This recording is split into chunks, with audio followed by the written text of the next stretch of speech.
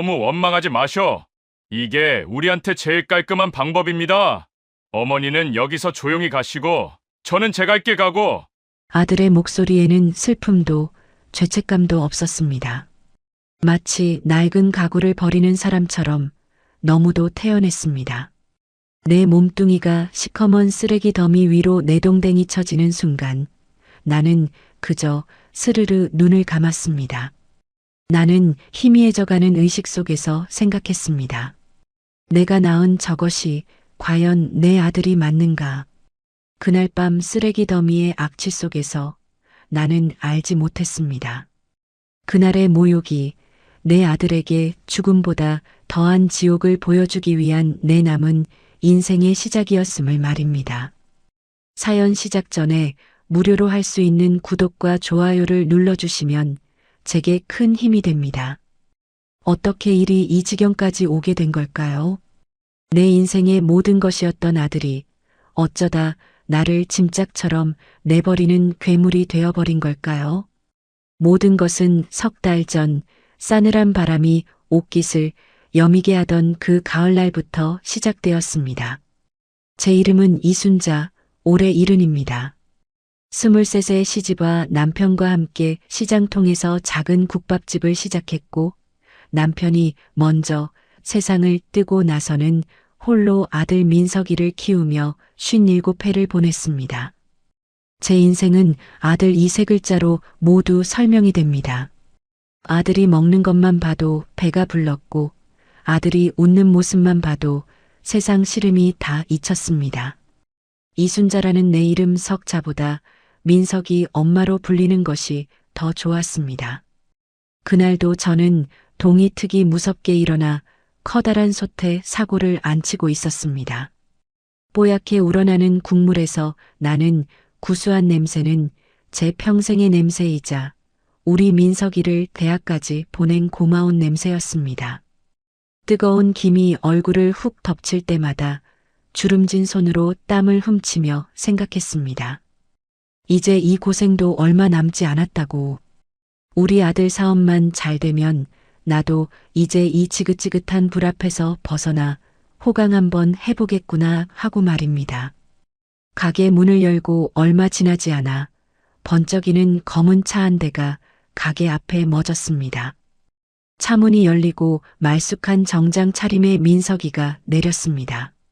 내 아들이지만 허름한 시장 골목과는 어울리지 않을 만큼 훤칠하고 멋진 사내였습니다. 나는 행주로 손을 닦으며 버선발처럼 달려나갔습니다.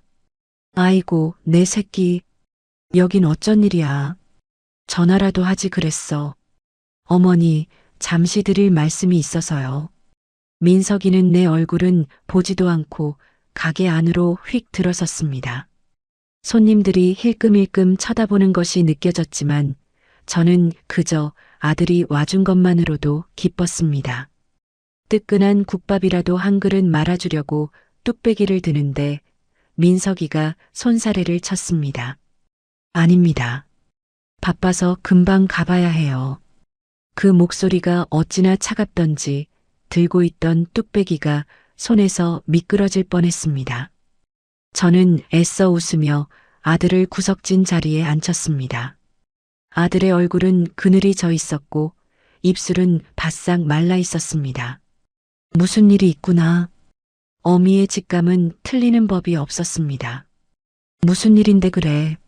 얼굴이 왜 이렇게 안 좋아. 어머니, 저 정말 큰일 났습니다. 민석이는 고개를 푹 숙인 채 한숨부터 내쉬었습니다. 그 모습에 제 심장이 쿵 하고 내려앉았습니다.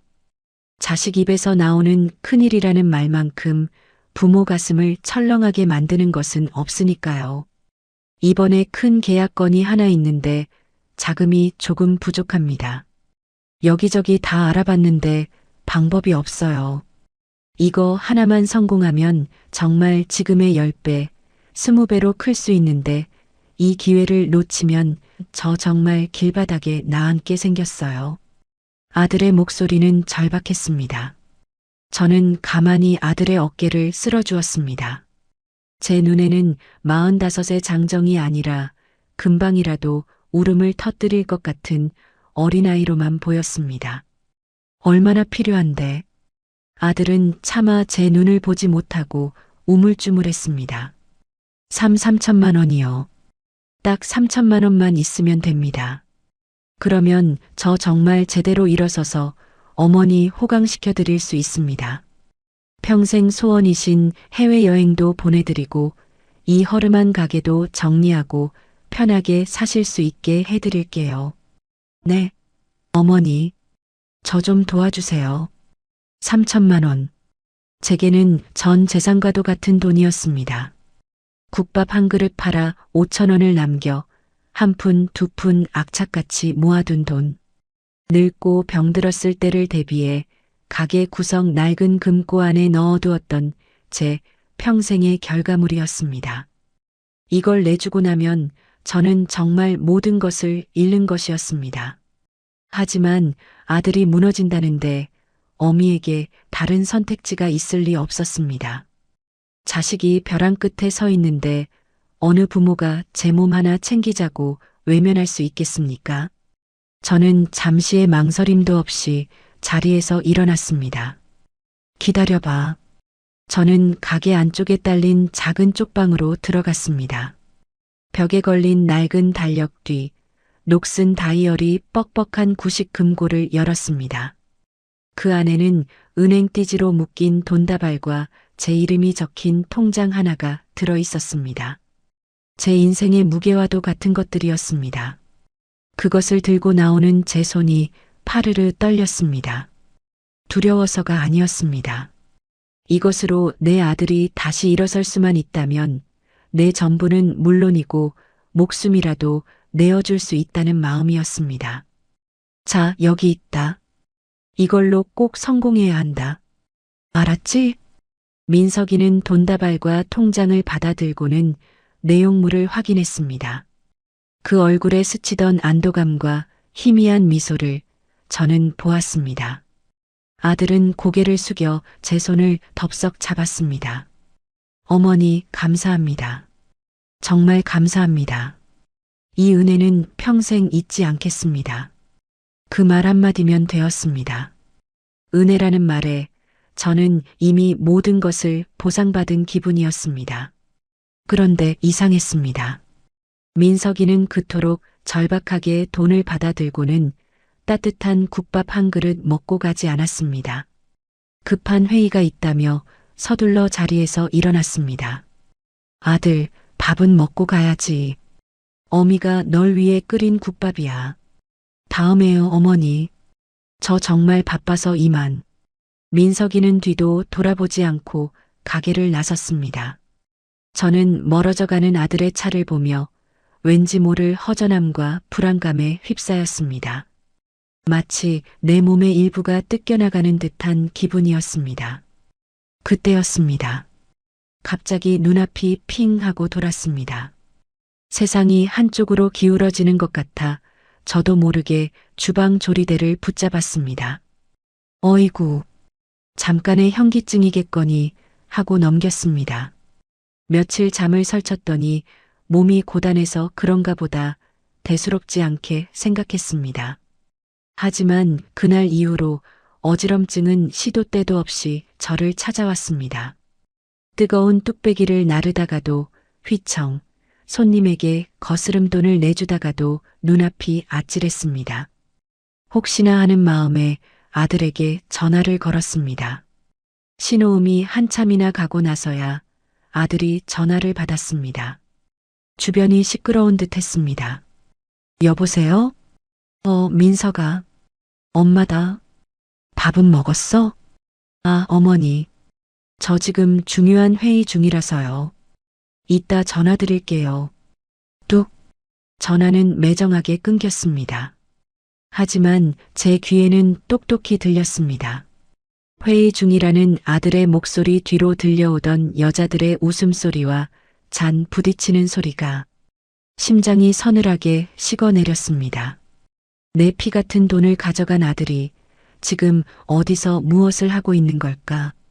꼬리에 꼬리를 무는 의심이 피어올랐지만 저는 애써 고개를 저었습니다. 아닐 거야. 내 아들이 그럴 리가 없어. 내가 예민해서 그런 걸 거야. 그렇게 며칠이 더 흘렀습니다. 가게 문을 닫고 홀로 저녁을 준비하는데 어지럼증이 그 어느 때보다 심하게 저를 덮쳤습니다. 세상이 빙글빙글 돌고 땅이 솟구치는 것 같았습니다. 식은땀이 비 오듯 흘렀고 숨이 턱까지 차올랐습니다. 이러다 정말 큰일 나겠다 싶어 저는 벽을 짚고 간신히 전화기 앞으로 갔습니다. 마지막 힘을 다해 민석이의 번호를 눌러야 했습니다. 내게는 아들밖에 없으니까. 하지만 손가락이 말을 듣지 않았습니다. 오른손에 힘이 들어가지 않아 전화기를 바닥에 떨어뜨리고 말았습니다. 털썩? 안 돼. 저는 그대로 바닥에 주저앉았습니다. 입을 벌려 아들의 이름을 부르려 했지만 혀가 굳어 이상한 소리만 새어나왔습니다. 몸의 오른쪽 감각이 사라지고 있었습니다. 그제야 깨달았습니다. 무언가 아주 잘못되었다는 것을. 공포가 온몸을 집어삼켰습니다. 이대로 아무도 없는 가게에서 죽는구나. 마지막으로 아들 얼굴이라도 한번 보고 죽어야 하는데 눈앞이 점점 흐려지고 세상의 모든 소리가 멀어져 갔습니다. 의식이 꺼져가는 마지막 순간 제 머릿속에는 오직 한 사람의 얼굴만이 떠올랐습니다. 민석안의 아들.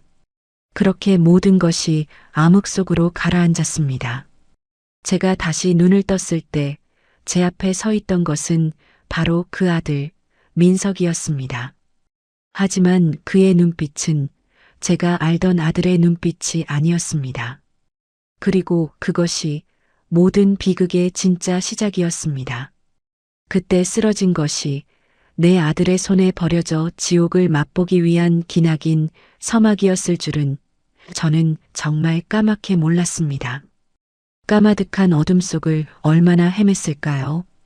희미하게 눈을 떴을 때 가장 먼저 저를 맞이한 것은 지독한 소독약 냄새와 눈이 시리도록 새하얀 천장이었습니다. 그리고 그 천장 앞으로 익숙한 얼굴이 불쑥 나타났습니다. 민석이 내 아들이었습니다. 어머니, 정신이 드세요? 아들의 목소리를 듣는 순간 저는 안도의 한숨을 내쉬었습니다. 그래, 내가 쓰러졌었지. 하지만 괜찮아. 내 아들이 곁에 있구나. 그것만으로도 세상 모든 것을 다 가진 기분이었습니다. 저는 아들에게 괜찮다고 걱정하지 말라고 말해주고 싶었습니다. 하지만 입을 열자 나온 것은 어눌하고 의미 없는 소리뿐이었습니다. 오른쪽 팔다리는 돌덩이처럼 무겁고 제 마음대로 움직여지지 않았습니다. 그제야 제 몸이 예전 같지 않다는 것을 깨달았습니다. 불안감이 엄습했지만 저는 아들의 얼굴을 보며 애써 미소를 지으려 했습니다. 그때 하얀 가운을 입은 의사가 들어와 제 상태를 이리저리 살폈습니다. 그리고는 민석이를 복도로 불러내어 무어라 심각하게 이야기하는 것이 보였습니다. 유리창 너머로 보이는 아들의 얼굴이 점점 굳어갔습니다. 제 심장도 함께 굳어지는 듯 했습니다. 잠시 후 병실로 돌아온 아들의 얼굴은 제가 알던 아들의 얼굴이 아니었습니다. 걱정은 온데간데였고 짜증과 귀찮음이 노골적으로 드러나 있었습니다. 뇌출혈이래요. 앞으로 재활 치료도 오래 받아야 하고 예전처럼 움직이긴 힘들 거라고요. 아들은 마치 남의 이야기를 하듯 퉁명스럽게 말했습니다. 저는 아들의 손이라도 잡고 싶어 손을 뻗으려 했지만 축 늘어진 왼손만 겨우 까딱거릴 수 있었습니다.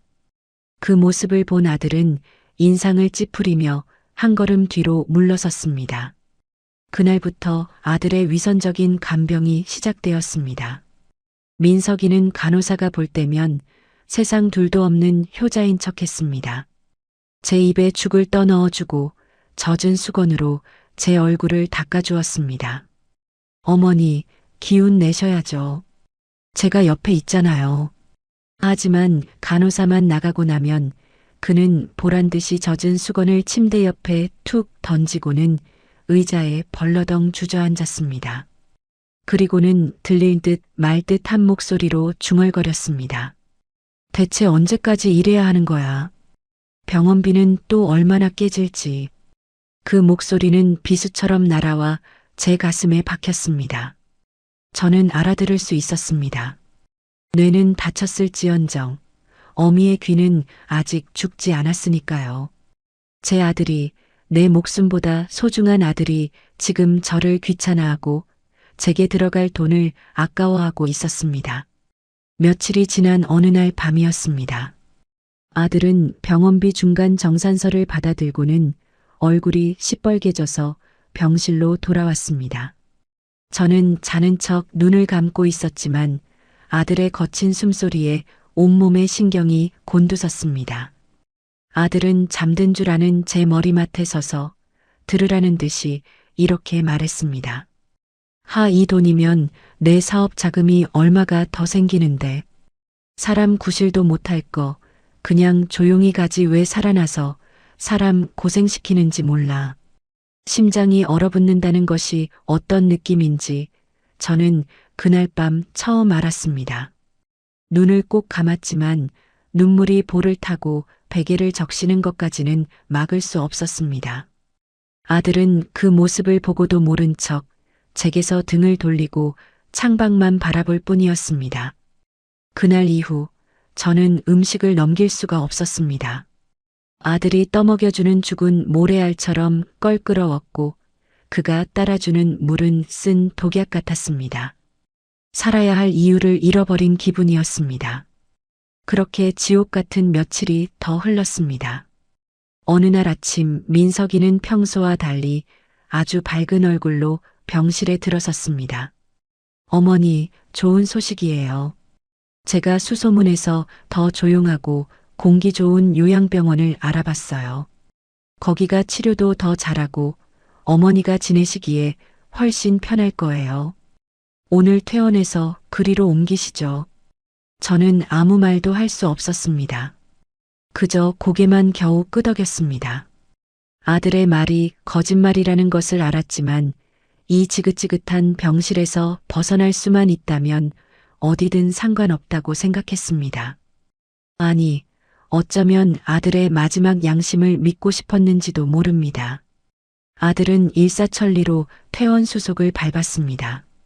간호사에게는 어머니를 더 좋은 곳으로 모시게 되었습니다라며 살갑게 웃어 보이기까지 했습니다. 그 가증스러운 연기에 구역질이 났지만 저는 속으로 빌고 또 빌었습니다. 제발 내 아들이 악마는 아니기를. 아들은 휠체어에 저를 태워 병원을 나섰습니다. 차가운 가을바람이 얼굴에 와 닿았습니다. 아들은 저를 차 뒷좌석에 거칠게 밀어넣고는 운전석에 올라탔습니다. 차는 병원을 빠져나와 익숙한 시내를 달리기 시작했습니다. 하지만 어느 순간부터 차는 점점 낯선 길로 접어들었습니다. 화려한 도심의 불빛은 사라지고 어둡고 허름한 골목들이 나타나기 시작했습니다. 민, 서, 가오, 뒤, 가. 저는 겨우겨우 목소리를 쥐어짜내 어눌한 발음으로 물었습니다. 하지만 아들은 대답 대신 백미러로 저를 한번 힐끗 쳐다볼 뿐이었습니다. 그 눈빛은 차갑다 못해 섬뜩했습니다. 차는 마침내 인적이 끊긴 어느 재개발 지역 공터에 멈춰 섰습니다.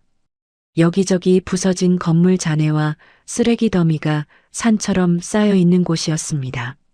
아들이 차에서 내리더니 뒷좌석 문을 열었습니다. 그리고는 제 팔을 우악스럽게 잡아 끌어내렸습니다. 어머니, 다 왔어요. 저는 공포에 질려 아들을 올려다보았습니다. 아들은 제 두려움 가득한 눈을 똑바로 마주보며 너무도 아무렇지 않게 말했습니다. 어머니가 앞으로 지내실 곳이에요. 여기가 제일 조용하고 좋잖아요. 안 그래요? 그는 저를 질질 끌고 가 음식물 쓰레기와 폐자재가 뒤섞여 악취를 풍기는 쓰레기 더미 위로 저를 내동댕이 쳤습니다. 쿵 하는 소리와 함께 온몸에 끔찍한 충격이 전해졌습니다. 썩은 음식물 냄새가 코를 찔렀습니다. 저는 믿을 수 없는 현실에 몸부림치려 했지만 몸은 말을 듣지 않았습니다. 그저 눈물만 하염없이 흘러내렸습니다. 내 아들이 어떻게 나에게 이럴 수가 있단 말인가. 아들은 쓰레기 더미 위에 쓰러져 있는 저를 무감각한 눈으로 내려다보았습니다. 그리고 제 인생을 송두리째 무너뜨린 그 말을 조용히 내뱉었습니다. 너무 원망하지 마세요. 이게 우리한테 제일 깔끔한 방법이에요. 어머니는 여기서 조용히 가시고 저는 제 길 가고. 그 말을 끝으로 아들은 뒤도 돌아보지 않고 차에 올라탔습니다. 칠흑 같은 어둠 속에서 차가운 엔진 소리가 울려 퍼지고 헤드라이트 불빛이 저를 한번 비추더니 이내 멀어져 갔습니다. 순식간에 저는 완전한 어둠과 정적 그리고 지독한 악취 속에 홀로 남겨졌습니다. 차가운 시멘트 바닥의 냉기가 등을 파고들고 저는 죽음의 공포 속에서 마지막 남은 의식을 끌어모았습니다. 왜 어째서 내가 평생을 바친 내 아들이. 멀어져가는 차의 불빛을 바라보며 저는 속으로 절규했습니다. 그리고 깨달았습니다. 이것은 끝이 아니라 이제부터가 진짜 시작이라는 것을. 내 아들에게 가장 처절한 지옥을 보여주기 위한 나의 두 번째 인생이 지금 이 쓰레기 더미 위에서 시작되고 있었습니다. 차가운 새벽 공기가 칼날처럼 폐부를 파고들었습니다. 쓰레기 더미에서 올라오는 역한 냄새와 살을 애는 추위 속에서 내 의식은 몇 번이고 꺼졌다 켜지기를 반복했습니다. 죽음이 바로 코앞까지 다가와 차가운 손으로 내 목을 조르는 듯 했습니다. 이대로 끝이구나. 내 인생은 이 더럽고 차가운 쓰레기 더미 위에서 끝나는구나. 체념의 순간 희미해져가는 시야 속으로 어른거리는 그림자 하나가 들어왔습니다. 누군가 제 쪽으로 다가오고 있었습니다. 허름한 외투에 헝클어진 머리, 얼굴은 검게 그을려 있었지만 그 눈빛만은 살아있었습니다. 노숙인이었습니다. 그는 제 앞에 쪼그리고 앉아 한참을 들여다보더니 제 손목을 잡아 맥을 짚어보았습니다.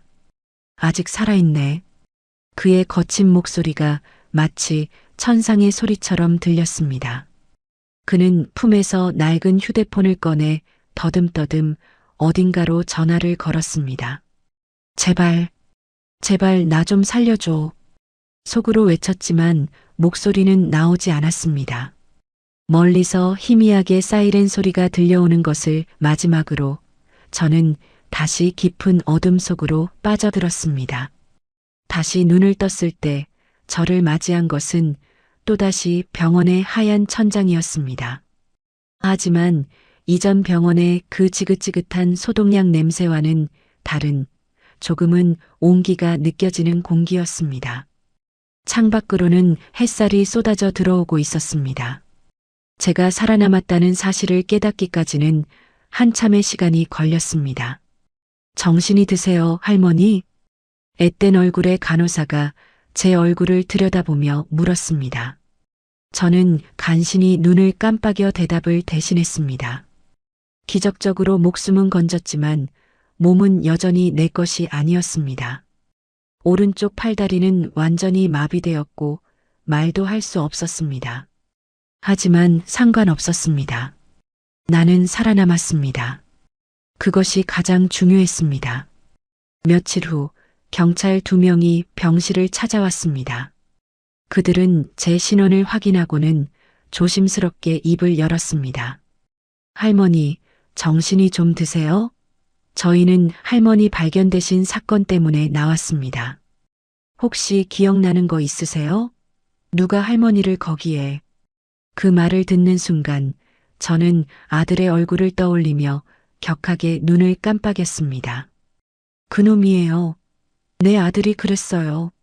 목구멍까지 차오른 말을 뱉어내려 안간힘을 썼지만 입에서는 알아들을 수 없는 소리만 터져 나왔습니다. 제복을 입은 젊은 경찰은 동료와 난감한 표정으로 시선을 교환했습니다. 보호자부터 찾아야 할 것 같은데. 신원 조회해 보니 가족은 아들 한 명뿐이던데 주소지에 가보니 이미 이사하고 없고 등록된 연락처는 없는 번호로 나옵니다. 다른 경찰이 제게로 몸을 숙였습니다. 할머니, 아드님 성함이 강민석 씨 맞으시죠? 아드님 어디 계시는지 아세요? 연락처라도. 알아요. 내가 알아요. 그놈이 어디서 뭘 하는지, 내 돈으로 무슨 짓을 하고 있는지 다 알아요. 저는 필사적으로 입을 움직이고 손을 뻗으려 했지만 몸은 말을 듣지 않았습니다. 답답함과 억울함에 눈물만 하염없이 흘러내렸습니다. 제 모습을 본 경찰은 안쓰럽다는 듯 고개를 저었습니다. 일단 할머니 상태가 진술이 어려우시니 저희가 아드님 행방을 계속 수소문해 보겠습니다. 안정이 좀 되시면 다시 찾아뵙겠습니다. 아니야, 가지마. 내 말을 들어줘. 경찰은 제게 몸조리 잘하세요라는 말을 남기고 병실을 나섰습니다. 쾅 하고 문이 닫히는 순간 세상과 나를 연결하던 마지막 끈이 끊어지는 것 같았습니다. 완전한 고립. 진실을 알고 있는 단 한 사람인 내가 그 진실을 세상에 전할 수 없다는 이 끔찍한 현실이 저를 덮쳐왔습니다. 경찰이 돌아가고 난 뒤 병실에는 무거운 침묵만이 남았습니다. 저는 창밖을 바라보며 생각했습니다. 왜 눈물이 나지 않을까? 억울함에 몸부림치며 통곡이라도 해야 하는데 어째서 내 눈은 이토록 메마른 걸까? 슬픔과 분노가 그 극점을 넘어서면 눈물조차 나오지 않는다는 것을 저는 그날 다시 한번 깨달았습니다. 슬픔이 있던 자리는 차갑고 단단한 무언가가 채우고 있었습니다. 그것은 증오였습니다. 얼음처럼 차갑고 강철처럼 단단한 증오. 그리고 그 증오 위로 새로운 결심이 싹트고 있었습니다.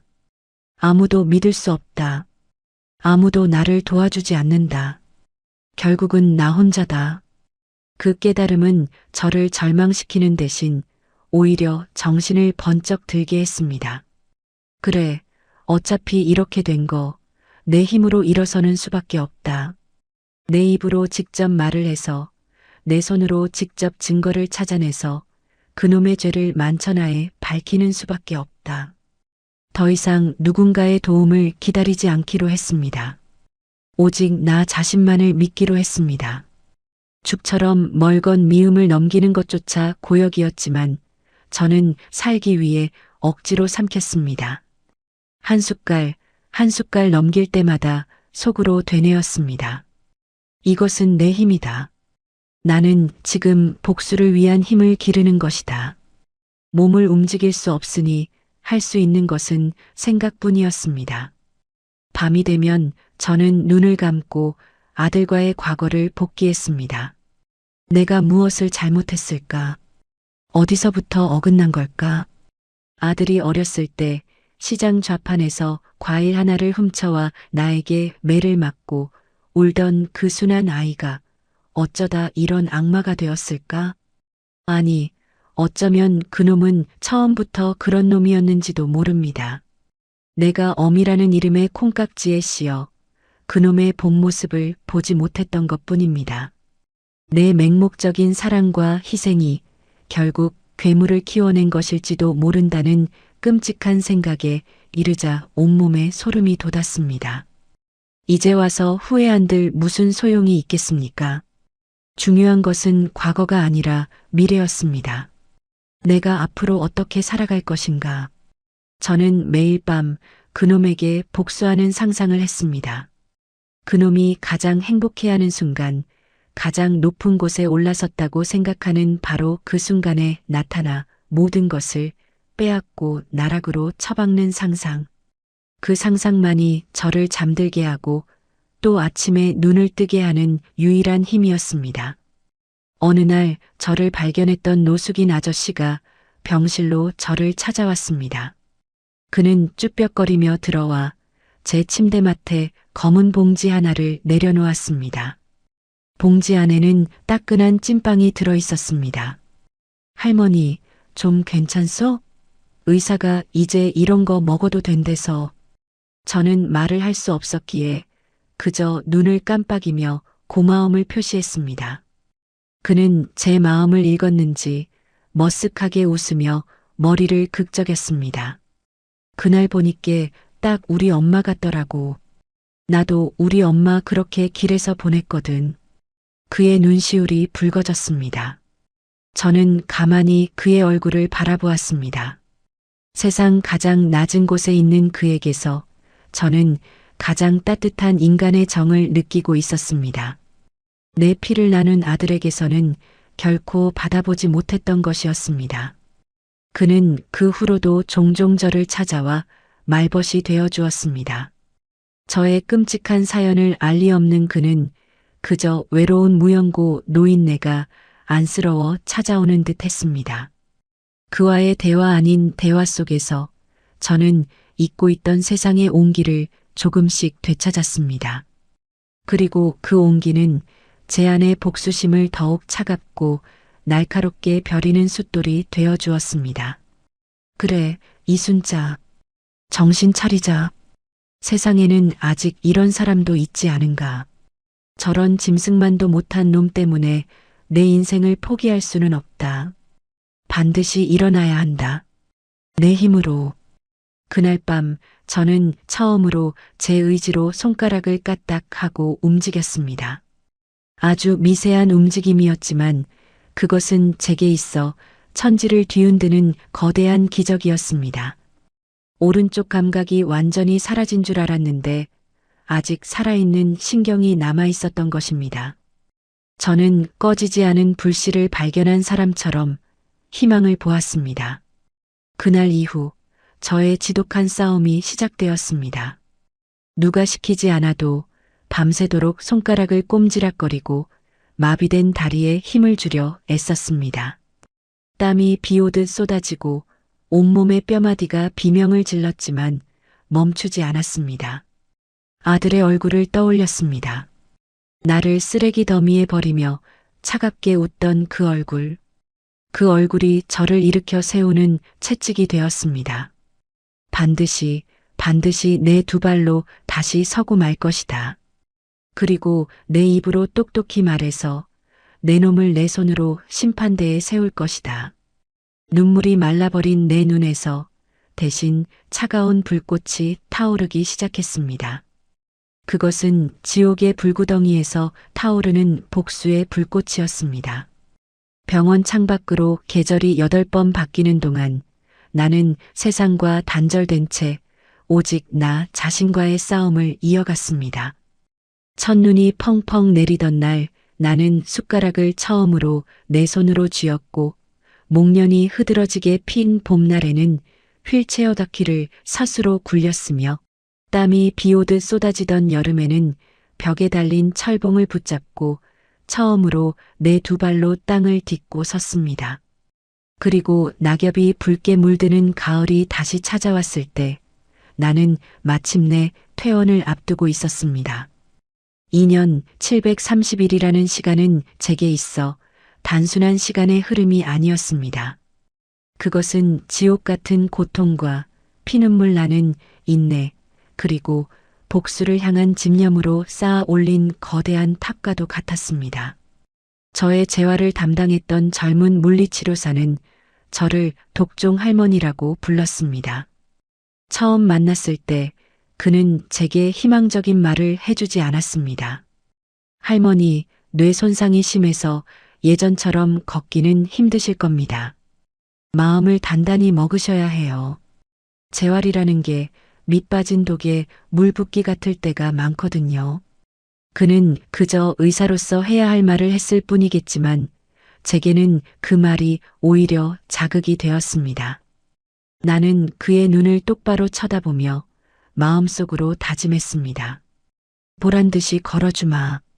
내 두 발로 당당히 걸어나가 나를 이렇게 만든 놈의 목을 조를 것이다. 재활 과정은 고통 그 자체였습니다. 굳어버린 관절을 꺾고 마비된 근육을 움직이는 것은 살을 찢는 것과 같은 아픔이었습니다. 비명조차 지를 수 없었던 저는 이를 악물고 신음을 삼켰습니다. 운동기구에 매달려 덜덜 떨리는 팔로 내 몸을 지탱할 때면 눈앞에서 아들의 얼굴이 어른거렸습니다. 나를 쓰레기 더미에 버리던 그 차가운 얼굴. 그 얼굴을 떠올리면 어디서 그런 힘이 솟아나는지 한 번 더 버틸 수 있었습니다. 땀으로 흠뻑 젖은 재활실 바닥은 제 눈물과 한이 서린 곳이었습니다.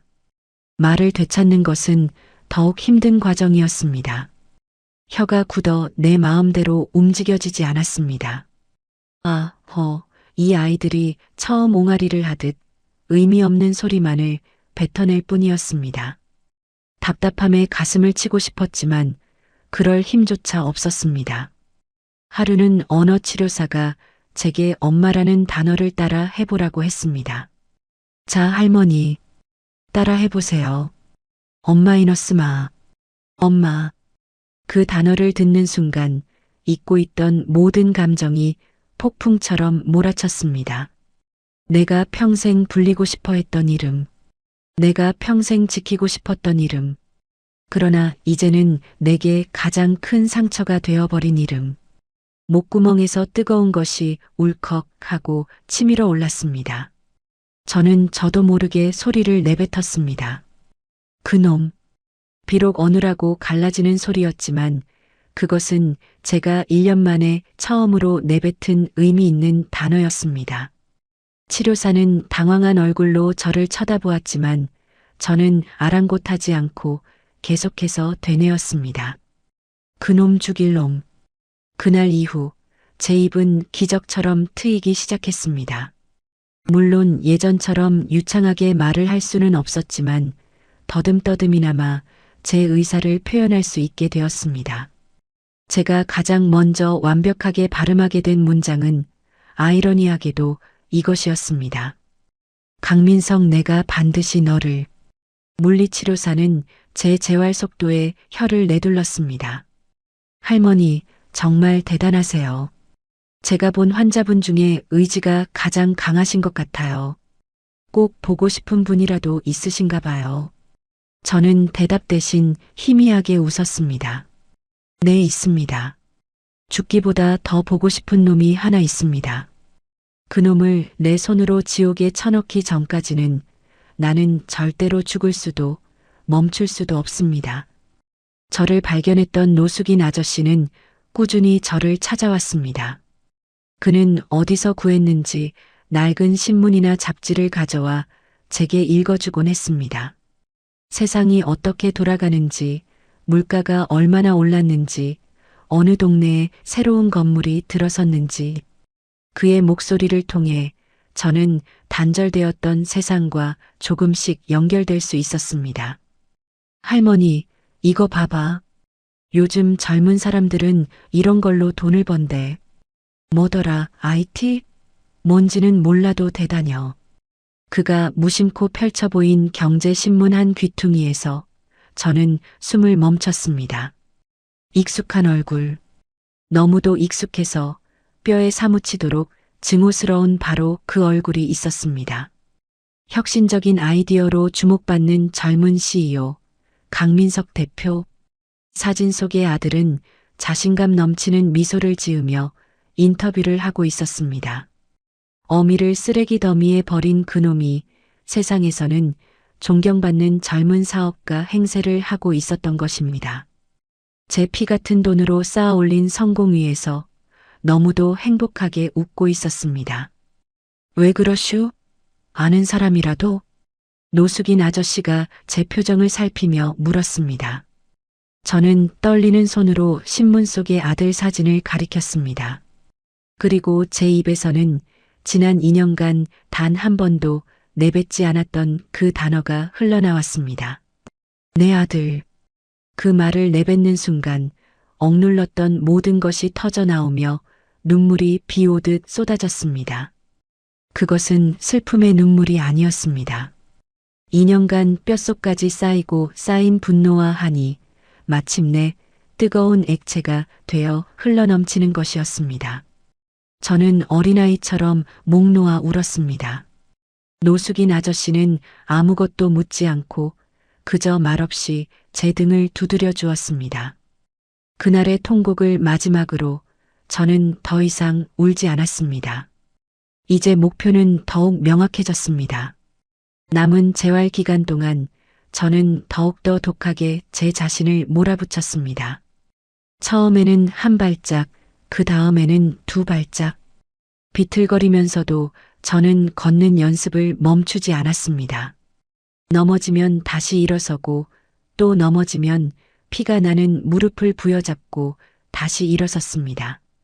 마침내 퇴원을 하루 앞둔 날, 저는 담당 치료사와 노숙인 아저씨가 지켜보는 가운데 보조기구 없이 제 두 발로 병원 복도를 끝에서 끝까지 걸었습니다. 예전처럼 쌩쌩한 걸음은 아니었지만 누구의 도움도 없이 온전히 제 힘으로 내디딘 걸음이었습니다.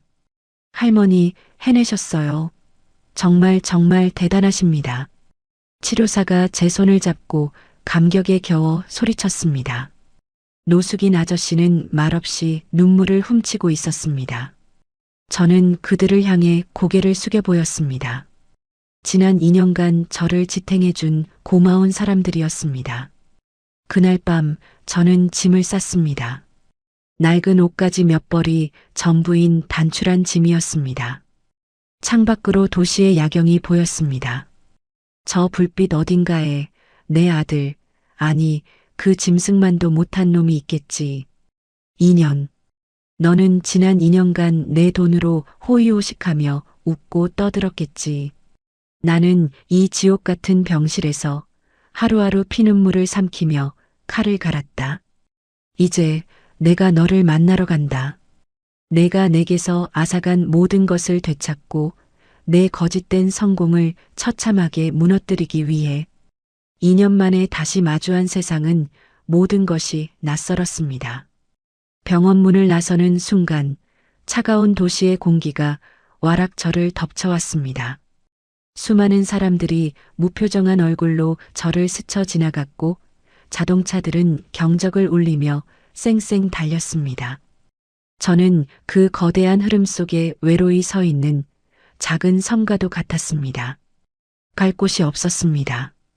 평생 일군 국밥집도 마지막 보금자리였던 작은 집도 모두 아들놈의 손에 넘어가 사라진 지 오래였습니다. 저를 구해줬던 노숙인 아저씨가 자신이 지내는 재개발 지역의 낡은 컨테이너 한쪽을 내어주지 않았다면 저는 정말 길바닥에서 밤을 새워야 했을 겁니다. 녹슨 철판으로 만들어진 컨테이너는 밤이 되면 냉골이 되었고 비가 오면 양철 지붕 위로 떨어지는 빗소리가 천둥처럼 요란했습니다. 하지만 저는 불평하지 않았습니다. 아들놈이 저를 버렸던 그 차가운 쓰레기 더미에 비하면 이곳은 궁궐이나 다름없었습니다. 저는 그곳에서 조용히 때를 기다리기로 했습니다. 낮에는 노숙인 아저씨를 도와 폐지를 주우러 다녔습니다. 아직 온전치 않은 다리를 절뚝이며 리어카를 끄는 제 모습은 처량하기 짝이 없었지만 저는 제 손으로 돈을 벌 수 있다는 사실에 감사했습니다. 그렇게 몇 푼 안 되는 돈을 모아 저는 낡은 중고 텔레비전 한 대를 샀습니다. 복수를 위해서는 먼저 적을 알아야 했습니다.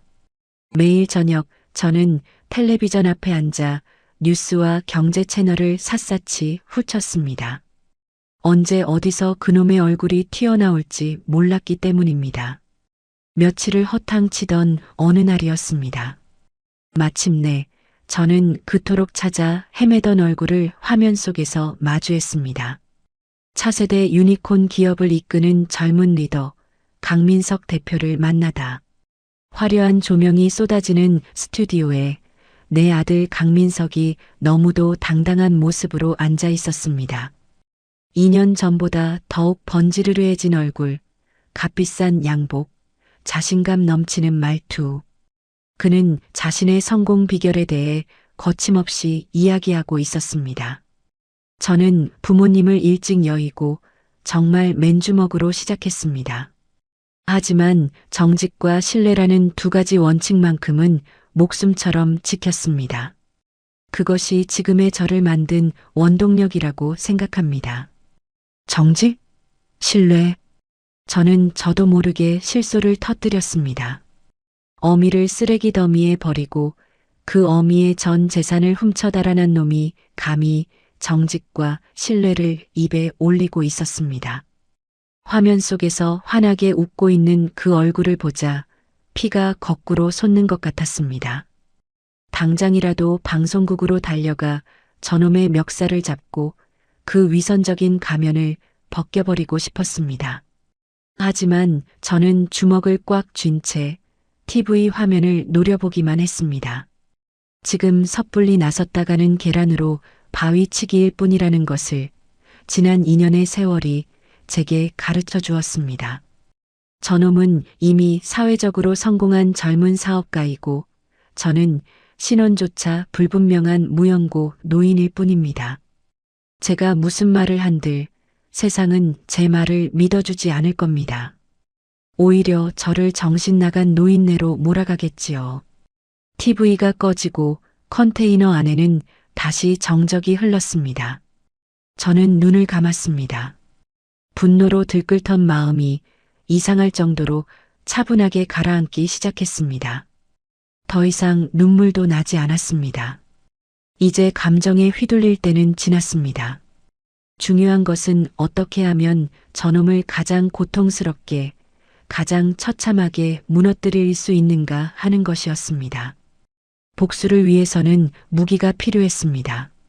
저놈의 숨통을 단번에 끊어놓을 수 있는 아주 날카롭고 치명적인 무기.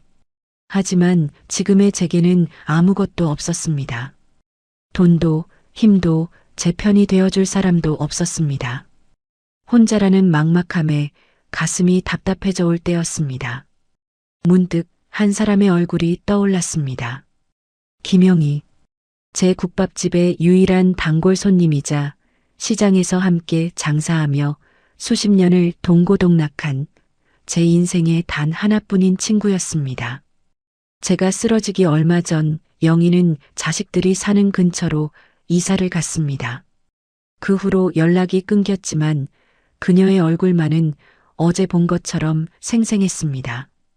그랬다. 영희가 있었다.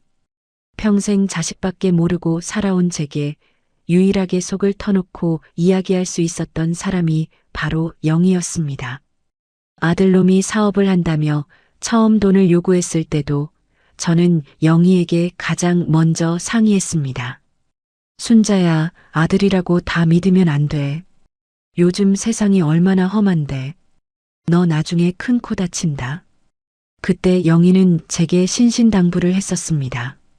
그리고 며칠 뒤 아들놈이 세금 문제 운운하며 경기도 땅 명의를 제 앞으로 해놓았을 때 저는 왠지 모를 불안감에 등기권리증과 제 인감도장을 작은 봉투에 넣어 영희에게 맡겼습니다. 영희야, 이거 내가 좀 맡아줘. 혹시라도 무슨 일 생기면 내가 증인이 되어줘야 한다. 내 아들이지만 왠지 마음이 놓이질 않아.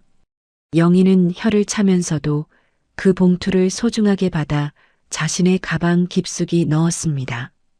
알았다. 이 답답아. 내가 내 목숨처럼 지켜줄 테니 걱정 마라. 기억이 거기까지 미치자 심장이 다시 뛰기 시작했습니다. 혹시 영희가 아직도 그 서류 봉투를 가지고 있다면? 저는 자리에서 벌떡 일어났습니다. 영희를 찾아야 했습니다. 그녀가 지금 어디에 사는지, 어떻게 지내는지 알 수 없었지만 어떻게든 찾아내야만 했습니다. 그것이 지금 제가 할 수 있는 유일한 일이었습니다. 다음 날 저는 노숙인 아저씨에게 사정을 이야기하고 며칠간 자리를 비우겠다고 말했습니다. 그리고는 영희의 딸이 살고 있다던 동네 이름 하나만을 단서로 무작정 버스에 몸을 실었습니다. 낯선 동네에 내려 저는 하루 종일 동네를 헤매고 다녔습니다. 부동산에 들어가 혹시 김영이라는 할머니를 아느냐 물어보고 동네 노인정에 찾아가 할머니들의 얼굴을 하나하나 살폈습니다. 하지만 허사였습니다. 해가 저물고 저는 지친 몸을 이끌고 공원 벤치에 주저앉았습니다. 이대로 포기해야 하는 걸까? 내 마지막 희망마저 이렇게 사라지는 걸까? 막막함에 눈앞이 캄캄해졌습니다. 그때 제 옆에 앉아있던 한 할머니가 제게 말을 걸었습니다. 어디서 오셨소? 얼굴이 많이 안 좋아 보이네. 저는 지푸라기라도 잡는 심정으로 영희의 인상차기를 설명했습니다. 키가 작고 웃을 때 눈가에 주름이 예쁘게 지는 할머니. 혹시 이 동네에서 본 적 없느냐고. 할머니는 한참을 고개를 갸웃거리더니 무릎을 탁 쳤습니다. 아, 그 양반 혹시 아파트 부녀회장 아니요? 우리 아파트에 그런 사람이 하나 있긴 한데. 저는 마지막 희망을 걸고 할머니를 따라 나섰습니다.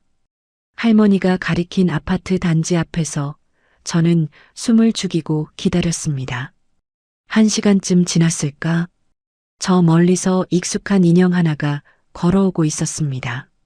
작은 키, 다리를 살짝 저는 걸음걸이, 그리고 환하게 웃을 때마다 반달처럼 휘어지는 눈.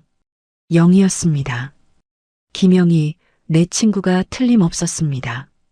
2년의 세월이 흘렀지만 영희는 그대로였습니다.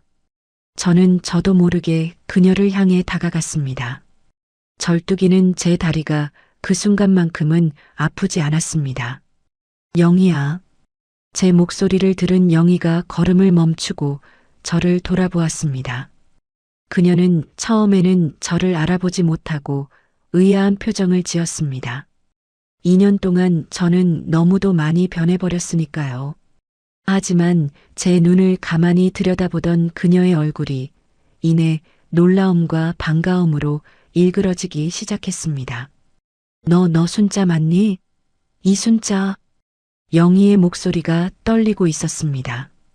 저는 아무 말도 하지 못하고 그저 고개만 끄덕였습니다. 다음 순간 영희는 저를 와락 부둥켜 안았습니다. 이 기집애야. 살아있었구나. 죽은 줄만 알았잖아. 이게 대체 어떻게 된 일이야. 친구의 따뜻한 품에 안기는 순간 지난 2년간 억지로 눌러왔던 모든 서름이 한꺼번에 터져 나왔습니다. 저는 어린아이처럼 영희의 어깨에 얼굴을 묻고 엉엉 울었습니다. 영희도 저를 따라 함께 울었습니다. 우리는 한참 동안 그렇게 서로를 부둥켜 안은 채 회한과 그리움의 눈물을 흘렸습니다. 마침내 제 편을 찾은 것이었습니다. 그러니까 내 아들놈이 너를 쓰레기통에 버리고 내 전 재산을 들고 튀었다. 이 말이요? 김영희의 집 따뜻한 아랫목에 앉아 그녀가 내어준 옥수수차를 마시며 지난 2년간의 일을 털어놓자 영희는 제 손을 잡고 부들부들 떨었습니다. 그녀의 눈에는 눈물과 함께 시퍼런 분노가 서려 있었습니다. 내가 그럴 줄 알았다. 이거사. 내가 너한테 아들놈 다 믿지 말라고 그렇게 말했건만. 쯧쯧. 이 등신 같은 것 얼마나 고생이 많았어. 영희는 저를 나무라면서도 연신 제 등을 쓸어주었습니다. 수십 년 지기 친구의 꾸지람이 그 어떤 위로의 말보다 더 따뜻하게 가슴에 와 닿았습니다. 저는 그제야 제가 정말로 돌아왔다는 것을 실감할 수 있었습니다. 한참 동안 제 험한 꼴을 보며 안타까워하던 영희가 갑자기 무언가 생각난 듯 자리에서 일어났습니다. 그리고는 안방으로 들어가 낡은 자개장 서랍 깊숙한 곳에서 무언가를 꺼내왔습니다. 먼지가 뽀얗게 쌓인 누런 서류 봉투였습니다. 제가 2년 전 그녀에게 맡겼던 바로 그 봉투. 순자야, 내가 혹시나 해서 나한테 맡겼던 거 기억나냐? 내가 이사할 때도 다른 건 다 잃어버려도 이것만큼은 목숨처럼 챙겼다. 이게 언젠가 내 목숨줄이 될지도 모른다고 생각했거든.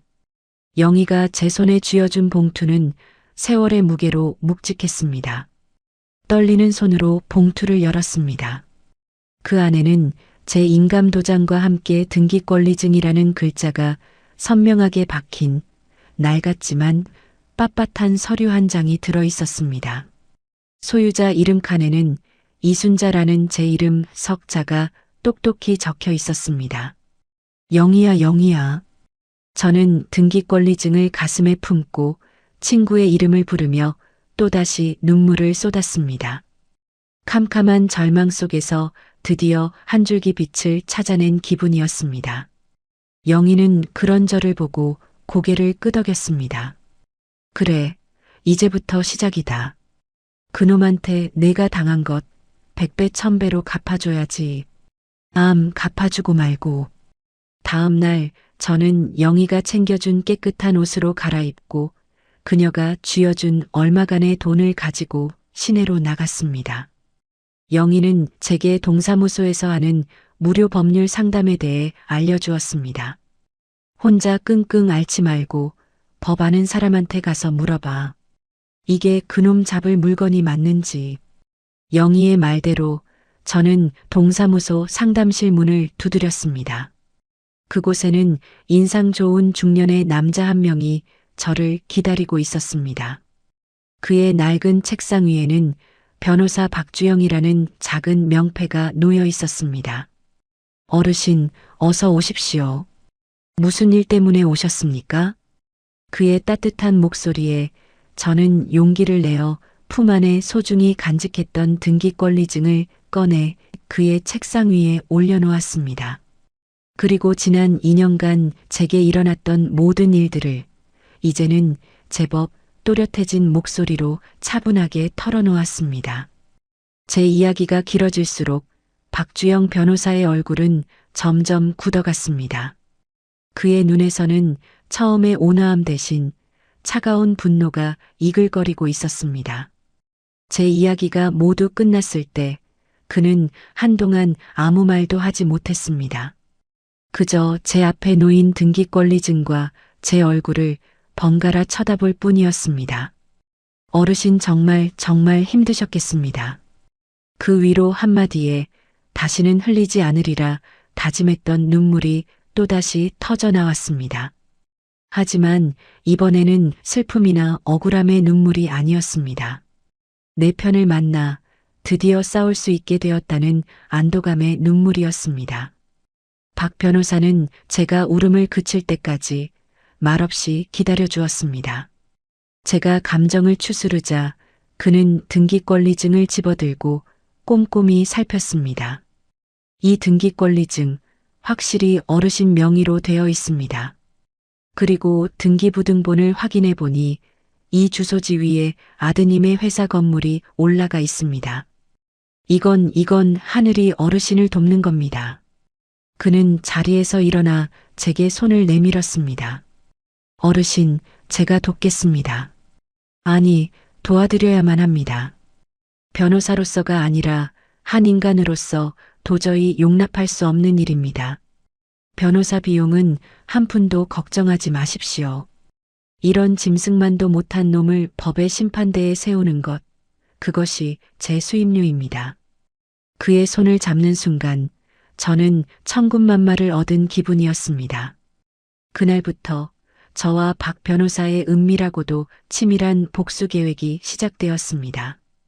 박 변호사는 먼저 아들 강민석과 그의 회사에 대한 모든 정보를 수집했습니다. 그는 단순한 땅 소유권 주장을 넘어 아들을 사회적으로 완전히 매장시킬 방법을 찾고 있었습니다. 강민석 대표는 최근 수백억 원 규모의 대규모 투자 유치를 앞두고 있습니다. 이 투자만 성공하면 회사는 지금의 몇 배로 커지게 될 겁니다. 아마 지금이 강민석 대표 인생의 최정점이겠지요. 박 변호사의 말에 제 입가에 서늘한 미소가 번졌습니다. 그럼 바로 그날이어야겠군요. 맞습니다, 어르신. 가장 높은 곳에서 가장 아래로 떨어뜨려야 가장 고통스러운 법입니다. 투자 계약이 이루어지는 바로 그날, 그 현장에서 모든 것을 터뜨리는 겁니다. 우리는 결전의 날을 아들의 투자 유치 계약식으로 잡았습니다. 박 변호사는 법적으로 필요한 모든 서류를 준비했습니다. 토지 소유권 주장과 함께 그동안의 부당이득 반환 청구 소송, 그리고 저에 대한 유기 및 존속 학대에 대한 형사 고소까지 단 하나의 빈틈도 없이 아들을 올가맬 그물을 촘촘히 짰습니다. 어르신, 계약식 당일에는 많은 기자와 투자자들이 모일 겁니다. 그들 앞에서 어르신께서 직접 아들의 만행을 밝히셔야 합니다. 하실 수 있겠습니까? 하고 말고요. 해야지요. 저는 단호하게 대답했습니다. 지난 2년간 매일 밤 꿈속에서 연습했던 일입니다. 저는 영희의 집에서 지내며 그날을 위한 준비를 했습니다. 영희는 매일 아침 저를 위해 따뜻한 밥을 지어주었고 박 변호사는 틈틈이 찾아와 제게 법률적인 조언과 함께 용기를 북돋아 주었습니다. 매일 밤 저는 거울을 보며 말하는 연습을 했습니다. 강민석, 내가 버린 어미가 너를 심판하러 왔다. 거울 속의 내 모습은 더 이상 병실에 누워있던 무기력한 노인이 아니었습니다. 주름은 깊어졌고 머리는 희끗해졌지만 그 눈빛만은 복수심으로 서늘하게 빛나고 있었습니다. 계약식을 하루 앞둔 날 밤, 박 변호사와 영희가 제 앞에 앉았습니다. 영희는 제 손을 꼭 잡았고 박 변호사는 깨끗한 옷 한 벌을 건넸습니다. 어르신, 내일은 이 옷을 입고 가시지요. 더 이상 초라한 피해자가 아니라 모든 것을 되찾을 당당한 권리자의 모습으로 서셔야 합니다. 저는 그 옷을 받아들고 창밖을 내다보았습니다. 도시의 화려한 불빛들이 눈에 들어왔습니다. 저 불빛 아래서 내 아들 강민석은 지금쯤 인생 최고의 순간을 꿈꾸며 축배를 들고 있겠지요. 마음껏 즐겨두어라. 내가 누리는 그 모든 것이 내 피와 눈물로 만들어진 신기루에 불과하다는 것을 곧 알게 될 테니. 강민석, 내가 가장 빛나는 그 순간 나는 너를 가장 깊은 어둠 속으로 끌어내릴 것이다. 나는 조용히 내일 시작될 심판의 시간을 기다렸습니다. 지옥의 문은 이제 열릴 준비를 모두 마쳤습니다. 결전의 날 아침이 밝았습니다. 창틈으로 스며드는 새벽빛이 유난히 차갑게 느껴졌습니다. 지난 2년간 단 하루도 잊지 않고 꿈꿔왔던 바로 그날이었습니다. 이상하게도 마음은 잔잔한 호수처럼 고요했습니다. 두려움도 설렘도 없었습니다. 오직 내가 해야 할 일에 대한 명확한 인식만이 머릿속을 가득 채울 뿐이었습니다. 영희는 새벽부터 일어나 제 머리를 곱게 빗어주고 박 변호사님이 사다 준 깨끗한 옷을 입혀주었습니다. 거울 앞에 선 제 모습은 낯설었습니다. 초라하고 병든 노인의 모습은 온데간데없고 슬픔과 분노를 차갑게 억누른 결연한 의지를 가진 한 여인이 서 있었습니다. 순자야, 기죽지 마. 너는 오늘 내 인생을 되찾으러 가는 거야. 당당하게 허리 펴고 할 말 다 하고 와. 영희는 제 손을 꼭 잡아주며 말했습니다. 저는 고개를 끄덕였습니다.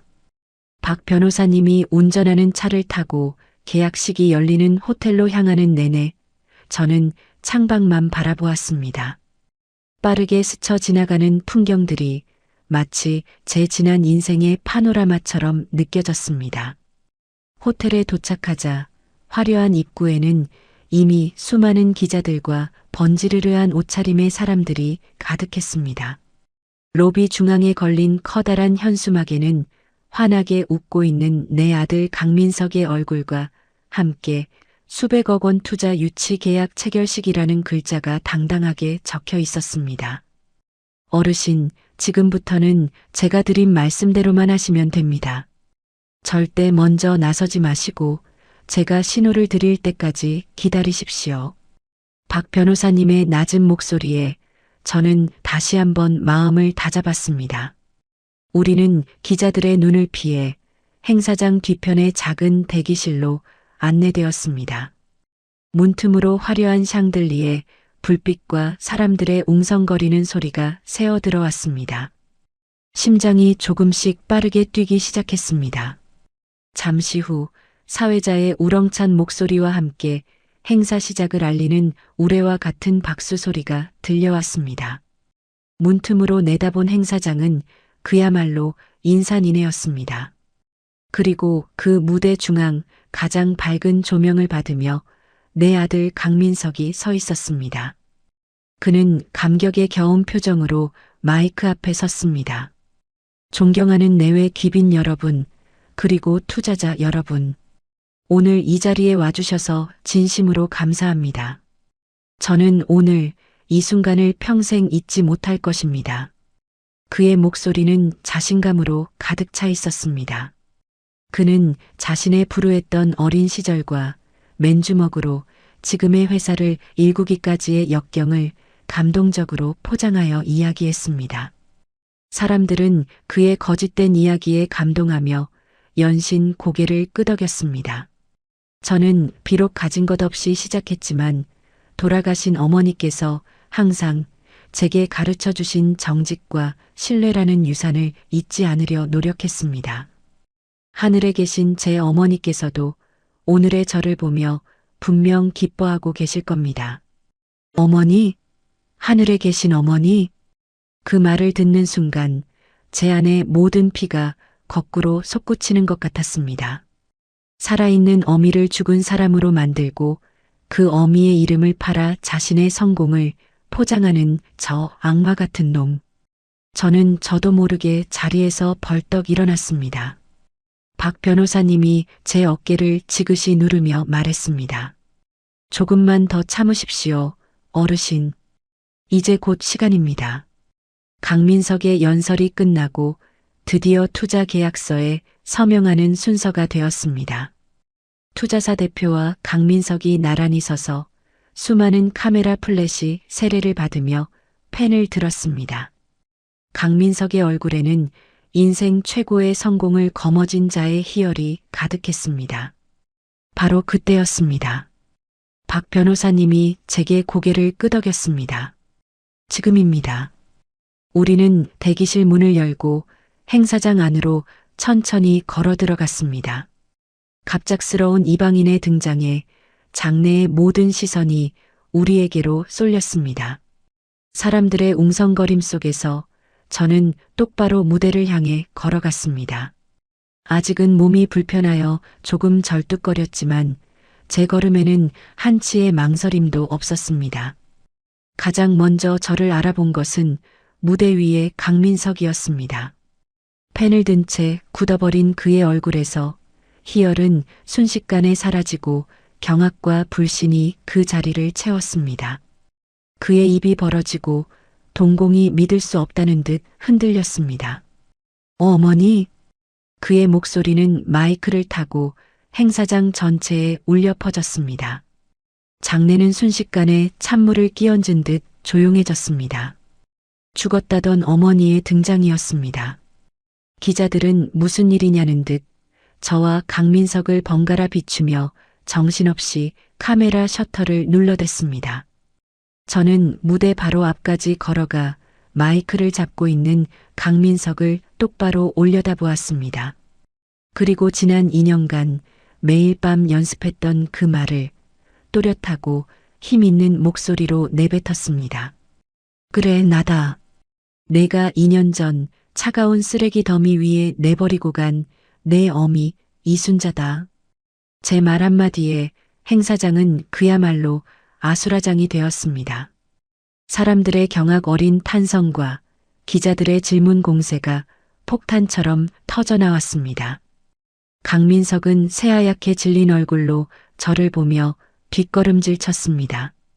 무슨 말씀이세요? 저희 어머니는 돌아가셨는데 당신은 누구십니까? 그놈은 마지막까지 거짓으로 상황을 모면하려 했습니다. 저는 그런 그를 보며 차갑게 웃었습니다.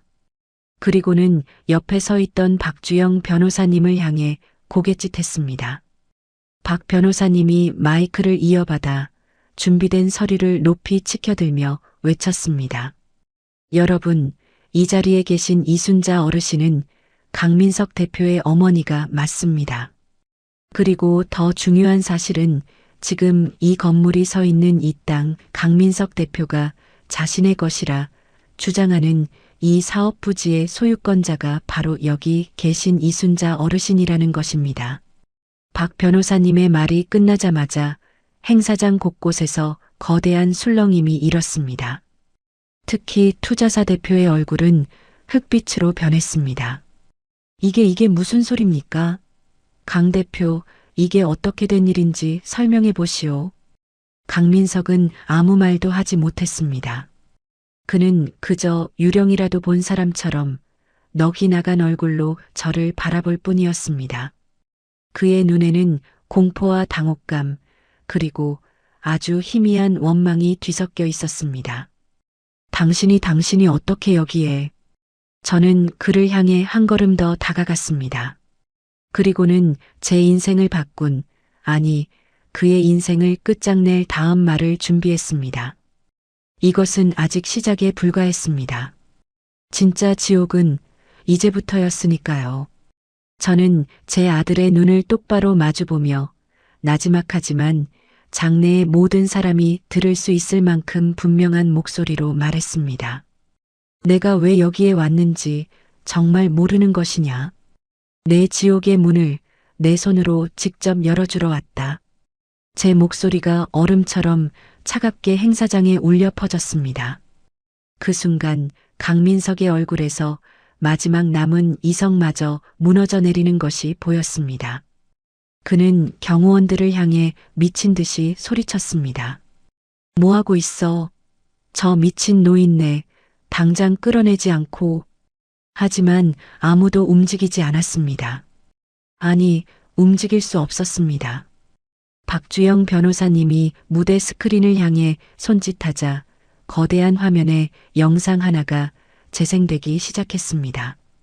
그것은 2년 전 제가 입원했던 병원의 CCTV 영상이었습니다. 영상 속에서 아들놈은 초조한 얼굴로 병원비를 계산하며 짜증을 내고 있었고 더 싼 요양원으로 옮긴다며 간호사에게 거짓말을 하고 있었습니다. 그리고 마지막 장면. 어두운 주차장에서 휠체어에 앉은 저를 자신의 차에 거칠게 밀어넣는 바로 그 장면이었습니다. 이게 뭐야? 당장 끄란 말이야. 강민석은 발악했지만 소용없었습니다. 박 변호사님은 이어서 제가 유기되었던 쓰레기 더미 사진과 제 전 재산이 그의 계좌로 인출된 은행 기록까지 차례대로 화면에 띄웠습니다. 행사장은 이제 경악을 넘어 분노의 함성으로 가득 찼습니다. 사기꾼, 인간도 아니야. 투자사 대표는 얼굴이 흑빛이 되어 자리에서 일어났습니다. 강 대표, 이게 다 사실인가? 우리를 상대로 지금 사기를 친 거란 말인가? 이 계약은 전부 무효야. 우리 회사는 당신을 사기죄로 고소하겠어. 모든 것이 끝났습니다. 강민석이 평생을 바쳐 쌓아 올린 모래성은 단 몇 분 만에 허무하게 무너져 내렸습니다. 그는 무대 위에 주저앉아 넋이 나간 표정으로 허공만 바라보았습니다. 기자들은 그를 둘러싸고 미친 듯이 플래시를 터뜨렸습니다. 그의 인생에서 가장 빛나던 순간이 가장 치욕스러운 순간으로 바뀌는 데는 오랜 시간이 걸리지 않았습니다. 저는 무너져 내린 아들을 지나쳐 천천히 무대 밖으로 걸어 나왔습니다. 더 이상 그를 볼 필요도 그에게 할 말도 없었습니다. 제 복수는 이미 끝났으니까요. 박 변호사님과 영희가 제 양쪽을 부축했습니다. 호텔을 빠져나오는 내내 등 뒤에서 들려오는 아수라장의 소음이 제게는 지난 2년간의 고통을 씻어주는 아름다운 음악처럼 들렸습니다. 그 후 강민석의 이름은 연일 뉴스에 오르내렸습니다. 그의 추악한 만행은 온 세상에 알려졌고 그는 사기, 횡령, 존속 유기 및 학대 혐의로 구속되었습니다. 그가 이룬 모든 것은 잿더미가 되었고 그는 사회적으로 완벽하게 매장되었습니다. 그야말로 살아있는 지옥이 시작된 것이었습니다. 어느 날 교도소에서 면회 신청이 왔습니다. 강민석이었습니다. 가고 싶지 않았지만 박 변호사님은 마지막으로 매듭을 짓고 오는 것이 좋겠다고 말했습니다. 차가운 유리벽을 사이에 두고 마주 앉은 강민석은 제가 알던 그 번지르르한 모습이 아니었습니다. 헬쑥한 얼굴에 수인복을 입은 그는 완전히 다른 사람이 되어 있었습니다. 그는 저를 보자마자 유리벽에 머리를 찌우며 울부짖었습니다. 어머니, 잘못했습니다. 제가 정말 죽을 죄를 지었습니다. 제발 저 좀 용서해 주세요. 네. 용서? 저는 그를 가만히 바라보았습니다. 그의 눈물은 진심일까? 아니면 이 상황을 벗어나기 위한 또 다른 연기일까? 하지만 이제는 그런 것조차 중요하지 않았습니다. 저는 수화기를 들고 제 인생에서 아들에게 하는 마지막 말을 건넸습니다. 내가 너를 용서하는 날은 오지 않을 것이다. 너는 내가 저지른 죄의 무게를 평생 그곳에서 느끼며 살아라. 내가 그토록 아까워하던 내 병원비가 내 지옥의 입장료가 되었다는 것만 기억하거라. 저는 미련 없이 자리에서 일어났습니다. 등 뒤에서 저를 부르며 절규하는 아들의 목소리가 들려왔지만 저는 단 한 번도 뒤돌아보지 않았습니다. 모든 것이 끝나고 저는 다시 평범한 일상으로 돌아왔습니다. 박 변호사님은 부당이득 반환 소송을 통해 아들이 빼돌렸던 제 재산의 일부를 되찾아 주었습니다. 저는 그 돈으로 작은 집 한 채를 얻고 저를 구해준 노숙인 아저씨가 새로운 삶을 시작할 수 있도록 작은 가게를 하나 차려주었습니다. 제 오랜 친구 영희와는 이제 매일같이 만나 서로의 안부를 물으며 남은 인생의 좋은 벗이 되어주기로 했습니다. 가끔, 아주 가끔 그날의 일이 떠오릅니다. 나를 쓰레기 더미에 버리던 아들의 차가운 눈빛, 그 지독한 악취와 살을 애는 추위, 그 기억은 평생 저를 따라다닐 흉터가 되겠지요. 하지만 이제는 더 이상 아프지 않습니다. 그 흉터를 볼 때마다 저는 제가 얼마나 강하게 살아남았는지를 기억할 테니까요. 그날 찢어졌던 제 인생이라는 종이는 다시는 완벽하게 붙을 수 없을 겁니다. 하지만 저는 그 찢어진 조각들을 끌어모아 새로운 그림을 그려나가려 합니다. 더 이상 누군가의 어머니가 아닌 이순자라는 내 이름 석자로 말입니다. 제 이야기는 이렇게 끝이 났습니다. 어떤 분들은 제 복수가 너무 지나치다고 말할지도 모르겠습니다. 그래도 피를 나눈 자식인데 어떻게 그럴 수 있느냐고 손가락질할지도 모릅니다. 하지만 저는 후회하지 않습니다. 여러분이 저와 같은 상황에 부닥쳤다면 과연 다른 선택을 할 수 있었을까요? 그 답은 이 이야기를 듣는 여러분 각자의 마음에 남겨두려 합니다. 어미를 저버린 아들의 끔찍한 배신과 그 아들을 향한 한 어머니의 처절한 복수. 이 이야기는 꺼지지 않는 모성애가 지독한 증오로 변했을 때 한 인간이 어디까지 갈 수 있는지를 처절하게 보여주고 있습니다. 우리 주변에도 이순자 씨처럼 자식에게 모든 것을 헌신하고도 그 마음에 상처 입은 어르신들이 계실지 모릅니다. 혹은 눈앞에 이게 눈이 멀어 강민석처럼 돌이킬 수 없는 잘못을 저지르고 후회하는 이들도 있겠지요. 중요한 것은 그 잘못을 어떻게 마주하고 남은 인생을 어떻게 살아갈 것인가 하는 점입니다. 이순자 씨는 복수를 통해 과거의 자신과 화해하고 이순자라는 이름으로 새로운 삶을 선택했습니다. 그녀의 선택을 여러분은 어떻게 생각하시나요? 오늘 이야기가 여러분의 마음에 작은 파문을 일으켰기를 바랍니다. 여러분의 하루가 따뜻한 공감과 위로로 가득하기를 바랍니다. 여러분의 마음을 더욱 깊이 울리는 새로운 이야기로 찾아뵙겠습니다.